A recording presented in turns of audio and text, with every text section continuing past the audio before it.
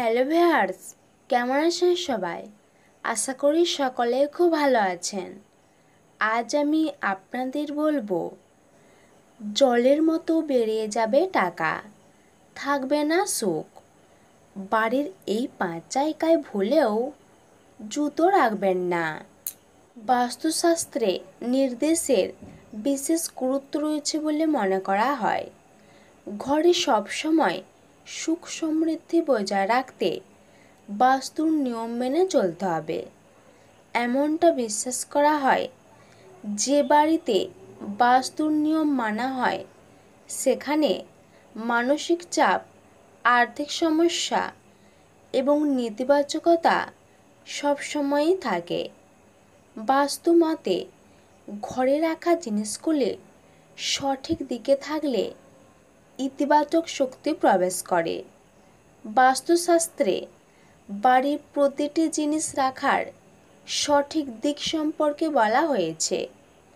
জুতো ও চপ্পল রাখার কিছু নিয়ম বাস্তুতেও বলা হয়েছে, যা না মানলে ঘরে অশান্তি হতে পারে। আসুন এবার তাহলে জেনে নেওয়া যাক, বাস্তুশাস্ত্র অনুযায়ী ঘরে জুতো ও চপ্পল কোথায় রাখা উচিত এবং কোথায় নয়।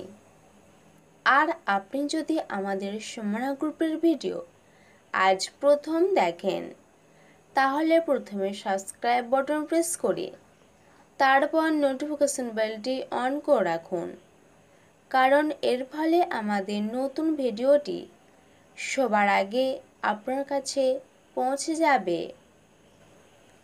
জুতো এবং চপ্পল কখনোই বাড়ির তুলসী গাছের কাছে রাখা উচিত নয়।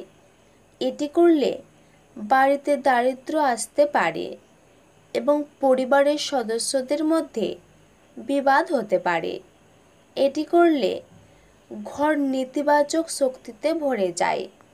শোয়ার ঘরে জুতো ও চপ্পল কখনোই রাখা উচিত নয়। বাস্তুশাস্ত্রে তা করা ঠিক নয়।